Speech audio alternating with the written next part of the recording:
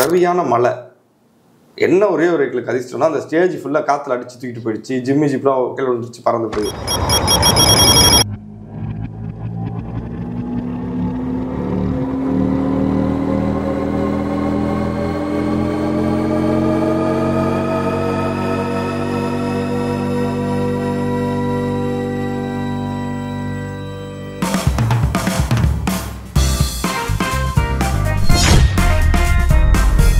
வணக்கம். இந்த நிகழ்ச்சியில் நம்ம யார் கூட இருக்கோம் அப்படின்னு பார்த்தீங்கன்னா, ஒரு வித்தியாசமான கதைக்களங்களில் தொடர்ச்சியாக பல படங்கள் ஒளிப்பதிவு செய்து கொண்டிருக்கக்கூடிய மாதேஷ் மாணிக்கம் சார் கூட தான் நம்ம இன்னைக்கு இருக்கோம். வணக்கம் சார், எப்படி இருக்கீங்க? நல்லா இருக்கேன் சார். இப்போ ஒரு பாயிண்டில் ஒரு துறையை தேர்வு செய்கிறோன்னா தூக்கப்புள்ளியாக சில காரணங்களும் சில விஷயங்களும் அமையும். அப்படி எப்படி இது அமைஞ்சது சார் ஒளிப்பதிவு? நீங்கள் நான் வந்து சின்ன வயசுலேருந்தே ஓவியங்கள் வரைவேன். அது மூலிமா எனக்கு காலேஜ் சூஸ் பண்ணும் போதே நான் சென்னை அரசு கவின் கல்லூரி ஓவியக் கல்லூரியில் தான் ஜாயின் பண்ணி பெயிண்டிங் தான் மேஜராக எடுத்து படித்தேன். படிக்கும் போது ஓவியங்கள் வரைகிறதுக்காக சில ஃபோட்டோகிராஃப்ஸ் பண்ணுவோம். அப்போ வந்து சில ஃபோட்டோகிராஃப்ஸ் வந்து நல்லா வரும். அது மூலிமா வந்து நான் விகடனில் மாணவர் பத்திரிக்கையாளரில் ஃபோட்டோகிராஃபராக ஒரு 1 இயர் பண்ணி அவுட்ஸ்டாண்டிங் வந்தேன். அப்போ அதை முடிச்சுட்டு என்ன பண்ணலாம், வாட் நெக்ஸ்ட் அப்படிங்கும் போது விகடன்லேயே ஒரு 1 இயர் கன்டினியூ பண்ணேன் ஃபோட்டோகிராஃபர். அப்போ தான் சரி, என்னோட சுற்றி இருந்த நண்பர்கள்லாம் சில பேர், இப்போ உதாரணத்துக்கு தினேஷ் கிருஷ்ணன் இருக்கார்ல, அவர் லால்சலம் கேமராமேன் விஷ்ணுலாம் என் பேட்ச் தான் விகடனில். அவங்க எல்லாமே அசிஸ்டன்ட் சினிமாட்டோகிராஃபர் ஜாயின் பண்ணும்போது எனக்கு அதில் ஒரு ஆர்வம் இருந்துச்சு.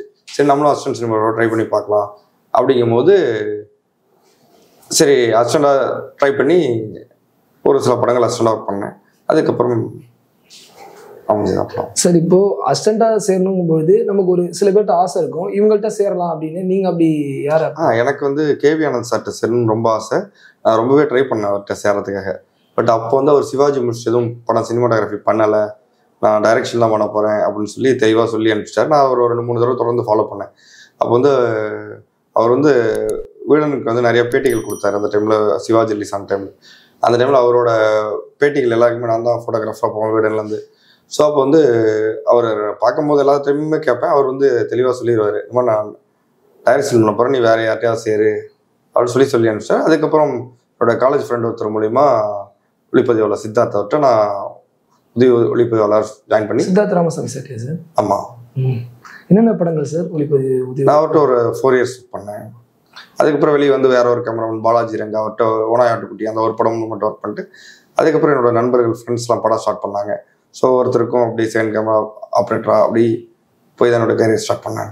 சார், இப்போ ஆனந்த் விகடன்ல ஒர்க் பண்ணியிருக்கீங்க நீங்கள். அப்போது ஒரு சில சந்திப்புகள் வந்து உங்களுக்கு ரொம்ப நிகழ்ச்சியாகவும் ஒரு மாதிரி சுவாரஸ்யமாக அமைஞ்சிருக்கும். அப்படின்னா நீங்கள் எந்த சந்திப்பை சொன்னால் சார்? யாரை சந்திச்சது ஒரு நிகழ்வு? இது ராயபுரம்ல வந்து ஒரு பை எலெக்ஷன் நடந்துச்சு. அந்த டைமில் ஒரு எலெக்ஷன். அந்த டைம் எலெக்ஷன் வந்து எனக்கு ஒரு இப்போ ஞாபகத்தில் இருக்குது. அங்கே ஒரு பர்டிகுலர் இல்லை, நான் அதுக்கு முன்னாடி கலவரத்தெல்லாம் இவ்வளோ கிட்ட இருந்து பார்த்ததே கிடையாது. பாட்டில் எடுத்து அடித்து உடச்சதெல்லாம், ஒருத்தர் உடைச்சாரு, ஒரு போலீஸ் வந்து அடிச்சு இழுத்துட்டு போகிறது, அது எல்லாமே எனக்கு அப்போ நம்ம காலேஜ் படிச்சுட்டு இருக்க ஸ்டூடெண்ட் ரிப்போர்ட்டோம், அதெல்லாம் எனக்கு இப்போ ஒரு புதுசாக இருந்துச்சு. மற்றபடி நபர்கள் சந்தித்து நிறைய பேரை சந்தித்தோம். நிறைய பேர் வந்து சினிமா சம்மந்தப்பட்டவங்க அந்த மாதிரி தான் நான் சந்தித்தேன். மற்றபடி வித்தியாசமான மனிதர்கள் யாரையும் நான் பெருசாக அந்த டைமில் சந்திக்கல. சினிமா சார்ந்த நபர்கள்லாம் யாரை சொல்லலாம் சார்? அந்த டைமில் விவேக் சார் இன்டர்வியூ ஃபோட்டோ எடுக்க போயிருக்கேன். அப்புறம் நெப்போலியன் சார் ஒரு இன்டர்வியூ ஃபோட்டோ எடுத்திருக்கேன். அந்த மாதிரி நிறைய ஆக்ட்ரஸ். மேக்ஸிமம் அந்த ஸ்டூடெண்ட் ரிப்போர்ட் இருக்கும்போது உங்களுக்கு ரொம்ப பெரிய அசைன்மெண்ட்ஸ் கிடைக்காது, ஏதாவது ஒரு சில அசைன்மெண்ட்ஸ் தான் கிடைக்கும். ஸோ அந்த மாதிரி தான். அதே மாதிரி இப்போ வந்து வெள்ளையராஜா பொறுத்தளவு வந்து பெரிய லெவலில் பாராட்டப்பட்டது சார் அந்த வெப் சீரிஸ் அப்படிங்கிறது. அது உங்களுக்கு எப்படி அமைஞ்சுது? அது அமையறதுக்கு எந்த ஒரு விஷயம்? வெள்ளையராஜாவுக்கு முன்னாடி வந்து நான் ட்ரீம் வாரியர்ஸ் ப்ரொடக்ஷனுக்காக ஒரு படம் பண்ணுறதா இருந்துச்சு. அதுக்கான டெஸ்ட் ஷூட் வந்து என்னுடைய டைரக்டர் கணேஷ் ஒருத்தருக்காக எடுத்தோம். அப்போ வந்து அந்த டெஸ்ட் ஷூட் எடுத்துகிட்டு அந்த படம் கொஞ்சம் தள்ளி போச்சு. ஸோ அந்த டைமில் தான் வெள்ளையராஜா ஆரம்பிக்கும் போது ப்ரொடக்ஷன்லேருந்து கூப்பிட்டு இந்த மாதிரி வெப் சீரிஸ் ஒன்று பண்ணுறீங்களா அப்படின்னு கேட்டிருந்தாங்க. ஓகே பண்ணலாம் அப்படின்னு சொல்லிட்டு பேசும்போது, இந்த வெப் சீரிஸுக்குன்னு அதுக்கு முன்னாடி எனக்கு ஒன்றும் பெருசாக ஐடியா இல்லை. நம்ம ஊரில் இப்போ வந்து வெப் சீரிஸுங்கிறது ஃபேமஸ் ஆகலை. ஈவன் இந்தியிலே கூட வந்து சேக்ரெட் கேம்ஸ்லாம் நாங்கள் ஷூட்டிங்கில் இருக்கும்போது தான் ரிலீஸ் ஆச்சு. ஸோ எந்த ஐடியாவும் இல்லாமல் தான் போனோம். பட் வெப் சீரிஸ்க்கு இவ்வளோ பெரிய பிளாட்ஃபார்ம் இருக்குங்கிறது வெள்ளையராஜா வந்ததுக்கப்புறம் தான் எனக்கே தெரியும். வெள்ளையராஜா எந்தெந்த இதுக்கு வந்து அடுத்த கட்டத்துக்கு உங்க கொண்டு போனதா நீங்கள் பார்க்குறீங்க சார்? அதுக்கு முன்னாடி வெப் சீரிஸ் நம்ம ஊரில் வந்து எப்படி இருந்துச்சுன்னா, இந்த ரொம்ப லோ பட்ஜெட்டில் ஒரு மாதிரி சிலதான் வந்துருந்துச்சு. இவர் நம்ம கண்ட்ரோல் ஆல் டெலிட்னு ஒன்று வந்துருந்துச்சு அந்த டைம்ல. ஆமாம் சார். இப்போ நிறைய யூடியூப் சேனல்ஸ் பண்றாங்கல்ல, அது அப்பவே ஒரு சிலர் மட்டும் தான் பண்ணியிருந்தாங்க. அந்த டைம்ல வந்து வெள்ளராஜா தான் ஒரு ப்ராப்பர் சினிமாவுக்கான பட்ஜெட் மாதிரி பிளான் பண்ணி ப்ராப்பராக ஒரு செட் டிசைன் பண்ணி பண்ணாங்க. உதாரணத்துக்கு இப்போ மாஸ்டர்லேயோ ஆர்ட் டைரக்டர் சதீஷ் தான் அதுக்கு ஆர்ட் டைரக்டர், ஃபிலோமின் அவர் தான் எடிட்டர், அந்த மாதிரி ஒரு டீமாவே அது ஒரு பெரிய டீமாக இருக்கும். அது எந்தெந்த அனுபவங்கள் அந்த டைம்ல அந்த வெப் சீரிஸ் தான் முதல் சினிமாவில் இருக்கவங்க. பாபி சினிமா ஆகட்டும், காயத்ரி, எல்லாருமே நிறைய பேர் சினிமா காலி வெங்கட் எல்லாருமே அந்த வெப் சீரிஸ் நடிச்சிருப்பாங்க. இப்போ நீங்கள் வெப் சீரிஸ் ஃபஸ்ட்டு ஒரு பெரிய லெவலில் பண்ணதா சொல்கிறீங்களே, இப்போ அதில் வந்து உங்களுக்கு வந்து ஒரு விதமான அனுபவங்கள் இருக்கும், அதாவது வந்து வேற மாதிரி ஒரு இன்ட்ராக்ஷன் உங்களுக்கு கொடுக்கும் அப்படின்னா அந்த வெப் சீரிஸ் உங்களுக்கு என்ன கொடுத்துன்னு சொல்லலாம் சார்? வெள்ளைராஜாவை பொறுத்தவரை வெள்ளைராஜா வந்து நமக்கு ஒரு விசிட்டிங் கார்டு மாதிரி தான். ஃபர்ஸ்ட் எடுத்தோடனே நம்ம எவ்வளோ நாள் அசிஸ்டண்டாக இருந்திருப்போம், நீ என்ன எடுப்ப அப்படிங்கிறது சில ஆட்ஸ் எல்லாம் எடுத்திருப்போம், சில மியூசிக் வீடியோஸ் எடுத்திருப்போம். பட் ஒரு ப்ராப்பர் ஒரு ஃபீச்சர் ஃபிலிம் எப்படி நம்ம ஹேண்டில் பண்ணுவோங்கிறது நம்ம வந்து ப்ரூவ் பண்ணுறதுக்கான ஒரு பிளேஸாக தான் அதை பார்த்தேன். ஸோ அதை நான் ஒரு படமாக நினச்சி தான் எடுத்தேன். கட்டாயமாக அப்புறம் உங்களுடைய திரைப்படத்தில் மிக முக்கியமான ஒரு படம் வந்து டானாக்காரன்.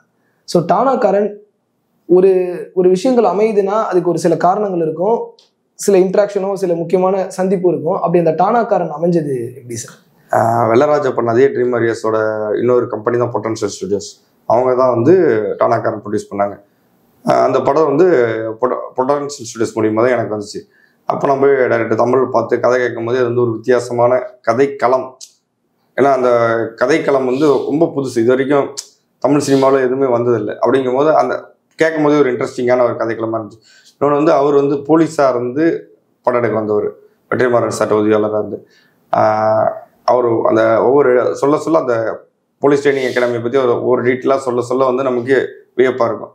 பட் என்னதான் நம்ம கேள்விப்பட்டாலும் அதை பார்த்தா எப்படி இருக்கும் அப்படிங்கிறதுக்கு நம்ம படங்கள் தேடுவோம், சில படங்களில் பெருசாக எதுவும் கிடைக்காது. அப்போ வந்து ஒரு சில ட்ரைனிங் சென்டருக்கு அவரே கூப்பிட்டு போய் காட்டினார், இப்படி தான் இருக்கும், காலையில் எழுந்திரிச்சோன்னு இப்படி தான் பரேட் பண்ண வருவாங்க, இப்படி தான் அவங்களோட டே டு டே லைஃப் இப்படி தான் இருக்குங்கிறத ஒரு ட்ரைனிங் சென்டருக்கு கூப்பிட்டு போய் தமிழ் எனக்கு இப்படி தான் இருக்குன்னு காட்டினார். அதுக்கப்புறம் ஷூட்டிங் போகணும்னு பிளான் பண்ண போது லொக்கேஷன், ஏன்னா அந்த கதைக்கு வந்து ஒரு லொக்கேஷனுங்கிறது ரொம்ப ரொம்ப ரொம்ப மற்ற படங்கள்லாம் நம்ம நிறைய இடங்கள்ல இல்லை, அந்த படத்தை பொறுத்த வரைக்கும் ஒரே இடத்துல தான் 52 நாள் ஷூட்டிங் பண்ணோம். ஸோ அப்போ வந்து லொக்கேஷன் ரொம்ப ரொம்ப அவர் போலீஸாக இருக்கும்போதே தமிழ்நாட்டில் அங்கங்கே வேலை பார்த்துருந்தார்ல, அங்கங்கே பார்த்துருந்தார். அதில் வேலூரில் ஒரு லொக்கேஷனை பார்த்து அவர் ஆல்ரெடி லாக் பண்ணி வச்சிருந்தார். ஒன்ஸ் கமிட் ஆனோடனே நாங்கள் வேலூர் போய் அந்த லொக்கேஷன் பார்த்தா புல்லு மேடாக இருந்துச்சு. அந்த இடத்த ஷூட்டிங் முன்னாடி சரி பண்ணி ஸ்டார்ட் பண்ணும்போது 52 நாள் இந்த ஒரு இடம் தாங்கிறதும் முன்னாடியே டிசைட் ஆகிடுச்சு. ஃப்ளாஷ்பேக் அந்த 2 நாள் மட்டும்தான் வெளியே போனோம் ஷூட்டிங்க்கு. ஸோ அந்த இடம் அந்த ஒரு படத்துக்கு மிக மிக மிக மிக ரொம்ப முக்கியமான ஒரு விஷயம் அமைஞ்சுது. ஒரு விஷயம் வந்து நடக்கணுங்கிறதுக்காக சிலதெல்லாம் காத்திருக்கும்ல, அந்த மாதிரி அந்த லொக்கேஷன். அதே லொக்கேஷன் இப்போ 6 வருஷம் கழிச்சு இப்போ நான் ஒரு விக்ரம் பிரபு சார் படம் பண்ணிட்டு இருக்கேன் 7 ஸ்க்ரீன் ஸ்டுடியோஸ்க்கு. சேம் லொக்கேஷனில் சில சீன்ஸ்க்காக போய் பார்க்குறோம், டோட்டலாக மாறிடுச்சு. அந்த படம் எடுக்க இப்போ டானாக்காரன் ஒரு வேளை அவர் கதை சொல்லி இன்னும் ஆரம்பிக்காமல் ஒரு 2 வருஷம் 3 வருஷம் தள்ளி போயிருந்தாலும் அந்த இடம் அமைஞ்சிருக்காது. இல்லை இப்போ வந்து அங்கே ஒரு சப்வே போட்டுட்ருக்காங்க அந்த கிரவுண்டு மேலேயே.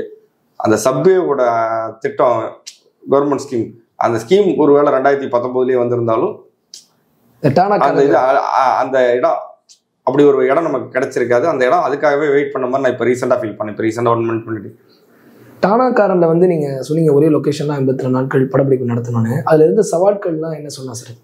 ஒரே லொக்கேஷனுங்கிறதே சவாலான விஷயம். ஏன்னா படம் பார்க்குற ஆடியன்ஸ்க்கு வந்து போர் அடிக்கக்கூடாது. ஏன்னா என்னடா ஒரே இடத்துல ஒரே மாதிரி இருக்குன்னு 52 நாள் ஒரே இடத்துல எடுத்திருந்தாலும் அந்த படம் பார்க்கும்போது அது ஒரே இடம் மாதிரியே ஃபீல் ஆகாது. ஆடியன்ஸ்க்கு அது ஃபீல் பண்ணாமல் இருக்கணும். இன்னொன்று வந்து படம் ஃபுல்லாக கதை சொல்லும் போதே வந்து ஒயிட் ஷர்ட்டு காக்கி ட்ரெஸ் தான். நமக்கு ஷூட்டிங் வந்து மே மாதம், ஏப்ரல் மாதம், ஜூன் மாதம் நல்ல வெயில் இருக்குது, வேலூரில் தான் வச்சாங்க. ஒயிட் எப்பவுமே வந்து நமக்கு கொஞ்சம் ஹேண்டில் பண்ணுறதுக்கு இந்த மாதிரி கடுப்பாக இருக்கும். ஸோ அப்போ வந்து அது எப்படி சமாளிக்கிறதுங்கிறது ஒரு சவாலான விஷயம். ஏன்னா ஒருத்தர் ஃபேர் ஸ்கின்னாக இருப்பாங்க, ஒருத்தர் டார்க் ஸ்கின்னாக இருப்பாங்க. ஸோ ஒரே ஸ்குவாடில் இருப்பாங்க, அவங்கள வந்து பேலன்ஸ் பண்ணி அதே டைமில் வந்து எங்கேயும் ஒயிட் கிளிப் ஆகாமலும் இருக்கணும். அதே டைமில் அந்த வெயிலோட ஃபீலும் ஆடியன்ஸுக்கு நம்ம கொண்டு போகணும். நமக்கு அதை சாஃப்ட் பண்ணி கட் பண்ணி பண்ணாலும் தப்பாக இருக்கும், அதே டைமில் வந்து பேர்ன் அவுட் ஆனாலும் அசிங்கமாக இருக்கும். ஸோ இதை பேலன்ஸ் பண்ணுறதும் ஒரே இடத்த வந்து தெரியாமல் மாதிரி மேட்ச் பண்ணுறதும் தான் சவாலான விஷயமா இருந்துச்சு. இன்னொரு மிக முக்கியமான விஷயம்னா லால் மாதிரி பர்ஃபார்மர் கூட ஒர்க் பண்ணீங்க, அது எப்படி இருந்தது சார்? அதாவது ஏன்னா அவர் டைரக்டரும் ரைட்டரும் கூட, அது எப்படி இருந்தது சார்? லால் சாரை பொறுத்த வரைக்கும் ஒரு டெடிக்கேட்டடான ஆர்டிஸ்ட். அவர் வந்து அந்த கதையை சொன்னோடனே அதுக்காக தயாராக ஆரம்பிச்சார். அவர் வந்து கார்த்திக் சாரோட சுல்தான் படத்தில் இருக்கும்போது தான் டைரக்டர் போய் கதை சொல்லிட்டு வந்தார். சொல்லி சுல்தானில் ஒரு ரோல் பண்ணியிருப்பார்ல, சுல்தான் ஷூட்டிங்கில் தான் போய் சொல்லிட்டு வந்தார். சொல்லிட்டு வந்தோடனே நாங்கள் ஸ்ட்ரெயிட்டாக அவர் ஸ்பாட்டை தான் பார்த்தோம், அதுக்கு மட்டும் பார்த்ததே கிடையாது. அவர் பார்க்கும் போதே வந்து அதுக்கு தயாராகவே வந்திருந்தார். ஒரு ட்ரைனிங் ஆஃபீஸர் எப்படி இருப்பாரோ அப்படியே அது அந்த ஒரு ஃபிட்டோட வந்து சேர்ந்து. இன்னொன்று அதுக்கான டெடிக்கேஷன், அவர் எந்த கஷ்டம்னாலும் இன்னொன்று அடிக்கின்ற கூட ஒரு அந்த ஃபோர்ஸை காட்டுவார். அவர் அந்த ஃபேஸ்லேயே அது இருக்கும் அவருக்கு. நிச்சயமா. இப்போ டானாக்காரனில் வந்து ஃபஸ்ட்டு படம் தமிழ் சார் பண்ணுறாரு டேரக்டரா. உங்களுக்கு வந்து நீங்கள் படம் பண்ணியிருக்கீங்க அதுக்கு முன்னாடி வந்து சினிமாட்டோகிராஃபரா இருந்தாலும் ஃபஸ்ட்டு டேரக்டரா ஒரு நிஜமான விஷயம் அவர் லைஃப்பில் நடந்த ஒரு விஷயத்த ஓரியண்டாக கொஞ்சம் படமாக்கப்படும் போது தமிழ் சார்ட்ட உங்களை ஆச்சரியப்படுத்தின விஷயம்னா நீங்கள் எதை சொல்லலாம் சார்? தமிழ் வந்து இப்போதான் எல்லாருக்கும் நடிகராக தெரியும். டானாக்காரன் வரும்போது அவர் நடிகர்லாம் கிடையாது. அவர் வந்து மற்ற நடிகர்கள்ட்ட வேலை வாங்குற விதம் இருக்குல்ல, அது எனக்கு ரொம்ப ஆச்சரியமாச்சு. ஏன்னா அவ்வளோ பொறுமையாக, போலீஸ்னா பொறுமை இருக்காதுன்னு சொல்லுவாங்களே, ஆனால் அவர் அவ்வளோ பொறுமையோட உச்சம் வரலாம். அவ்வளோ பொறுமையாக ஒவ்வொருத்தையும் அவர் நினச்சி. இப்போ என்னன்னா அந்த படத்தில் நடித்த 90% யாருமே நடிகர்கள் கிடையாது, புதுமுகங்கள் தான். உதாரணத்துக்கு போலீஸ் ஹோம்கார்ட் பசங்களும் எக்ஸ்-மிலிட்டரி தான் நடிச்சிருந்தாங்க. அப்போ வந்து அவங்க ஊர்க்காரங்களா இருப்பாங்க, அவங்க சினிமா ஷூட்டிங்கே பார்க்காதவங்க, ஆக்சுவலி ஷூட்டிங்னா என்னென்ன தெரியாதவங்க. அவங்கள வச்சு அவ்வளோ பொறுமையாக விக்ரம் பிரபு சார் ஷார்ட்ஸ் முடிச்சுட்டு மிச்ச டைமில் வந்து இந்த சின்ன சின்ன கேரக்டர்ஸ் பண்ணுறாங்களா அவங்ககிட்ட அவ்வளோ பொறுமையாக பர்ஃபார்மன்ஸ் வாங்குவார். அவர் பர்ஃபார்மன்ஸ் அந்த ஆர்டிஸ்ட்கிட்ட வாங்குற விதம் எனக்கு ரொம்ப பிடிக்கும். டானாக்காரன் அப்படின்னு சொல்லும்பொழுது நம்ம அந்த படத்தில் நீங்கள் ஒர்க் பண்ணியிருக்கனால ஒரு சில நிகழ்வுகளோ சம்பவங்களோ இருக்கும். அப்படின்னா உங்களுக்கு டக்குன்னு ஞாபகம் வருதுன்னா எதை சொல்லுவீங்க சார்? என்னென்னா நாங்கள் கிளைமேக்ஸ் பரேடு ஷூட் பண்ணிகிட்டு இருக்கோம். ஸ்டேஜ் அந்த ஃபர்ஸ்ட் எடுத்தோன்னே அந்த ஸ்டேஜில் ப்ரைஸ் கொடுக்குறதா ஷூட் பண்ணோம். பரேடு வந்து அடுத்து 2 நாள் ப்ரைஸ் தான் எடுத்தோம். அந்த ஸ்டேஜ்லாம் ஸ்டேஜ் ஏரியா ஃபுல்லாக ஷூட் பண்ணி முடிச்சிட்டோம் ஒரு நாள். இன்னும் 3 நாள் அந்த பரேடு இருக்குது. அப்படிங்கும்போது சரியான மழை. என்ன ஒரே ஒரு எங்களுக்கு அதிர்ஷ்டம்னா அந்த ஸ்டேஜ் ஃபுல்லாக காற்றுல அடித்து தூக்கிட்டு போயிடுச்சு. ஜிப்லாம் கீழே வந்துச்சு, பறந்து போய். ஆனால் எங்களுக்கு ஒரு லக் என்னன்னா அந்த ஸ்டேஜ் பர்சன் ஃபுல்லாக ஷூட் பண்ணி முடிச்சிட்டோம். இந்த சைடு இருக்க பரேட் பர்சன் மட்டும்தான் ஷூட் பண்ணாமல் இருந்துச்சு. ஒருவேளை அந்த மழை வந்து நாங்கள் இந்த ஷூட் பண்ணது முன்னாடியே வந்திருந்தா இன்னும் ஷூட்டிங் வந்து எல்லாரும் ஒரு மாதிரி டயர்ட் ஆகிட்டாங்கன்னா, அந்த ஷெடியூல் சிங்கிள் ஷெடியூல் 52 நாள் 47 நாள் தாண்டி போயிட்டு இருக்கும்போது எல்லாருக்கும் ஒரு மாதிரி டயர்ட்னஸில் இருப்போம். என்னடா மறுபடியும் ஸ்டேஜ் போட்டு எடுக்கணுமாங்கிற ஒரு சுச்சுவேஷன். பட் ஒரு லக் எங்களுக்கு வந்து இந்த சைடு இருக்க எல்லாமே முடிச்சிட்டோம். அதுக்கப்புறம் தான் வந்து அந்த மழை வந்து எல்லாமே ஸ்பாயில் பண்ணுச்சு. ஸோ அது இப்போ ஏதோ ஒரு நம்ம கூட. இப்போ டானாக்காரன் மாதிரி அடுத்து ரொம்ப முக்கியமான படம் வந்து அயோத்தி சார். எக்ஸ்பெக்ட் பண்ணாமல் வேற ஒரு விஷயத்த தமிழ் சினிமாவில் அந்த படம் பண்ணியிருந்துன்னு தான் சொல்லணும்.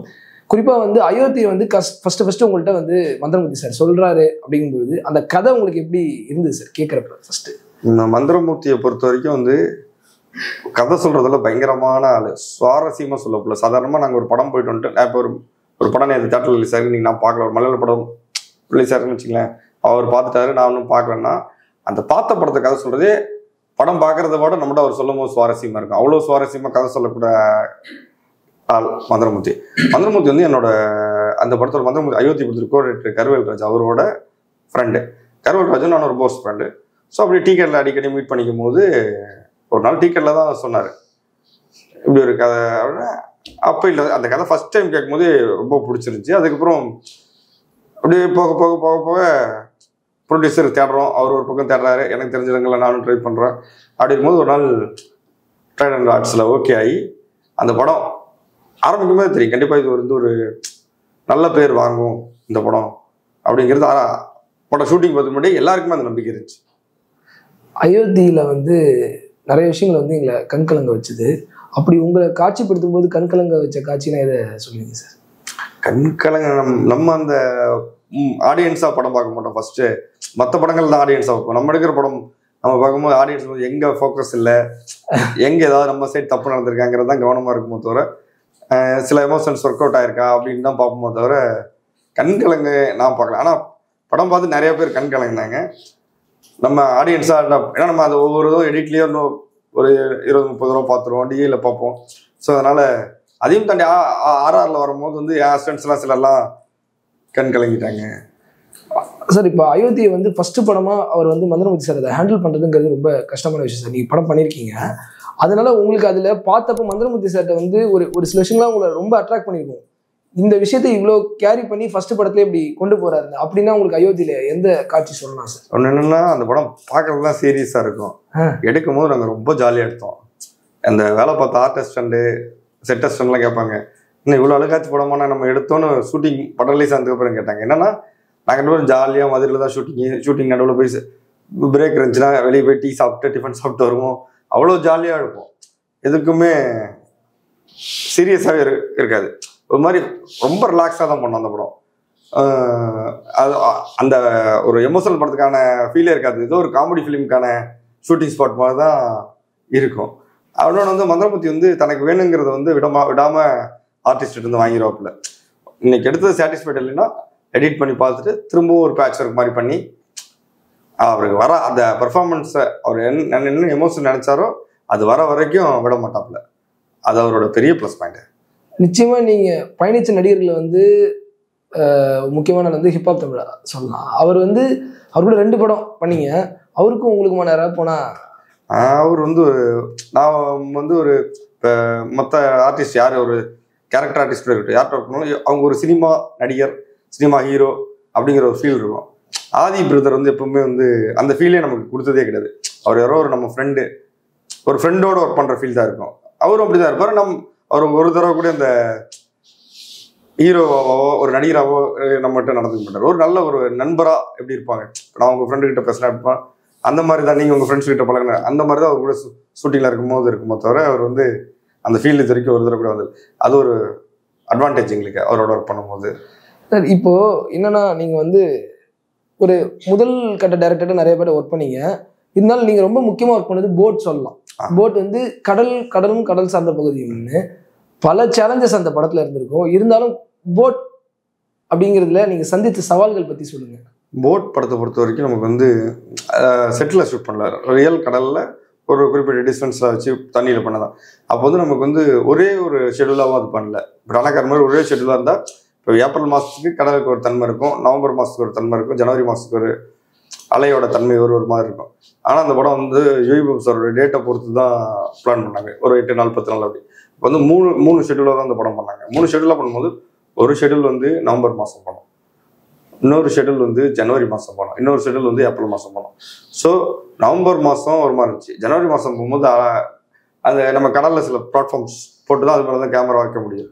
அப்போ வந்து அந்த பிளாட்ஃபார்ம்லாம் அடிச்சு தூக்கிட்டு போயிடும். நம்ம நைட் ரெடி பண்ணி வச்சுட்டு போயிருப்போம், காலைல வந்து பார்த்தா இருக்காது, எல்லாம் உடஞ்சி கிடக்கும். ஸோ மறுபடியும் என்ன பண்ணலாம் அப்படி பிளான், அந்த மாதிரி நேச்சரோட நம்ம ஹேண்டில் பண்ணுறதே ஒரு பெரிய சவாலாக தான் இருந்துச்சு. சார் அந்த போட் பொறுத்தல வந்து இப்போ நீங்கள் சொன்னீங்களா செட்டுக்குள்ளே எடுக்கலாம், கடலும் பொழுது உங்களுக்கு ஒரு இடத்துல ஃப்ரேம் வைக்கிறீங்க அப்படின்னா நிறைய, ஏன்னா ஓப்பனில் இருக்கிறதுனால உங்களுக்கு சில லைட்டிங்ஸோ இதுவோ ஒரு வித்தியாசமான ஒரு இதை ஏற்படுத்தும் சார். அப்படின்னா போட்டில் என்ன சொல்வீங்க? ஏன்னா வந்து டீலையும் சரி அது ரொம்ப நல்லாவும் இருந்தது சார். ஏன்னா மேக்கிங்கில் அது படம் வந்து வேறு மாதிரி இருந்தது. அதனால் இல்லை அதுதான் அந்த லைட்டிங் கன்டினியூட்டி மெயின் பண்ணுறது ரொம்ப கஷ்டமான விஷயம். ஏன்னா ஒரே இடத்துல உட்காந்து பேசுகிறாங்க அப்படிங்கும்போது நமக்கு வந்து காலையில்னா அது வந்து இந்த படத்துலேயே டைம் பீரியடும் போயிட்டே இருக்கும் பேரலாக. இன்று காலை 7 மணிக்கு, இன்று மதியம் 2 மணிக்கு, இன்று 28. ஸோ அந்த டைம் மேட்ச் பண்ணுறது தான் ஒரு, ஏன்னா நமக்கு பெருசாக லைட்ஸ் யூஸ் பண்ண முடியாது. நீங்கள் லைட்ஸ் யூஸ் பண்ணால் மேட்ச் பண்ணலாம். சன்லைட்டை எப்படி கண்டினியூட்டியாக மேட்ச் பண்ணுறதுங்கிறது தான் ஒரு கஷ்டமான விஷயமா இருந்துச்சு. மற்றபடி அது ஓரளவு பேலன்ஸ் பண்ணியிருக்கோன்னு நினைக்கிறேன் சார். அது மாதிரி நிச்சயமாக நீங்கள் பயணம் செஞ்ச இயக்குநர்களில் வந்து சிம்புதேவன் சார் ரொம்ப முக்கியம். ஏன்னா ரொம்ப ஒரு எக்ஸ்பீரியன்ஸ்டு டேரக்டர் கூட, அவர் கூட ஒர்க் பண்ண அந்த அனுபவங்கள் பற்றி. ஏன்னா நான் இதுக்கு முன்னாடி ஒர்க் பண்ணேன் எல்லாருமே ஒன்று ஃபர்ஸ்ட் ஃபிலிம் டைரக்டர் இல்லை ஃப்ரெண்ட்ஸாக இருந்தாங்க. ஸோ அப்போ வந்து ஒரு கொலாபரேஷன் வந்து ஈஸியாக இருந்துச்சு. ஃப்ரெண்ட்ஸு அந்த இவர் வந்து ஆல்ரெடி ரொம்ப வருஷமாக சினிமாவில் இருக்கும்போது ஆனால் பட் அவருக்கு அந்த ஃபீல் இருக்காது. நமக்கு அவருக்கு என்ன வேணுங்கிறத அவர் வரைஞ்சே எடுத்துகிட்டு வந்துடுவார். அவர் வந்து ஆக்சுவலி பேசிக்கலாக ஆர்டிஸ்ட். ஸோ இதுதான் வேணுங்கிறத தெளிவாக வரைஞ்சி எடுத்து வந்துடுவார். ஸோ அப்போ வந்து அங்கேயே நமக்கு பாதி வேலை மிச்சமாயிடும். ஸோ ஈஸியான ஒரு விஷயமாயிடுச்சு அவரோட ஒர்க் பண்ணுறது. இன்னொன்று வந்து அந்த படத்தில் வந்து 90% ஒரே இடத்துல நடக்கிறதுனால வந்து நம்ம முன்னாடியே போய் பிளான் பண்ணிக்கிட்டோம்னா அது ஈஸியாக போயிடும். அதெல்லாம் முதல் நாள் நைட்டே சொல்லிடுவார், இதுதான் நாளைக்கு நம்ம எடுக்க போகிறோம் அப்படிங்கிறத. ஸோ ரொம்ப ஈஸியாக தான் இருந்துச்சு. ஸோ இதேமாரி வந்துட்டு நீங்கள் இப்போ சொன்னீங்களா சார், நான் ஒர்க் பண்ண டேரக்டர்ஸ்லாம் ஃபஸ்ட்டு ஃபிலிம் டேரக்டர்ஸ்னு. அது எப்படி சார் இருக்கு அந்த அந்த எக்ஸ்பீரியன்ஸ்? ஃபர்ஸ்ட் ஃபிலிம் டைரக்டர்ஸ் கூட நிறைய படம் ஒர்க் பண்ணு, அது ரொம்ப ஈஸின்னு சொல்லலாமா இல்லை கஷ்டம்னு சொல்லலாமா உங்களுக்கு? மேக்ஸிமம் அது ஒரு ஈஸி தான். ஏன்னா நமக்கு வந்து ஒரு நமக்கு ஒரு கம்ஃபர்ட் ஜோனில் இருக்கும் ஒர்க் பண்ணுறது. அதில் இருக்கிற டிஸ்அட்வான்டேஜ்னா சில பொறுப்புகள் வந்து நம்ம மேலே ப்ரொடக்ஷன் சுமத்திடுவாங்க. நீங்கள் எவ்வளோ படம் பண்ணியிருக்கீங்க, ஸோ ஏதாவது சின்ன தப்பு நடந்தால் கூட அதுக்கான ரெஸ்பான்சிபிலிட்டி நம்ம மேலே வந்து இருக்கும்.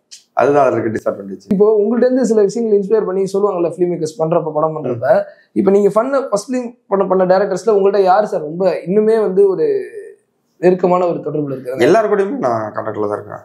அது ஃபர்ஸ்ட் ஃபிலிம் டேரக்டர் எல்லாம் ஃப்ரெண்ட்ஸ் அப்படி தான் பண்ணுவேன். இப்போ பார்த்தீங்கன்னா அயோத்தி டேரக்டர் எனக்கு படம் பண்ணுறதுக்கு முன்னாடி இருந்து, அது அவர் படம் பண்ணுறதுக்கு நான் ஒரு சீரியஸ் தான் பண்ணியிருந்தேன். அந்த டைம் வந்து தனக்கன் டைம்லேருந்து ஒரு பழக்கம். அன்பரியூ டேரக்டர் ரொம்ப வருஷமாக பழக்கம். நாங்கள் ஆரம்ப காலம் மியூசிக் வீடியோஸ் டைம்லேருந்தே பழக்கம். பிடி சார் டைரக்டர் வந்து இப்போ பாதி அவர் மூலியமாக தான் தெரியும். ஆனால் அவர் ஆல்ரெடி ஒரு படம் பண்ண டேரக்டர் தான்.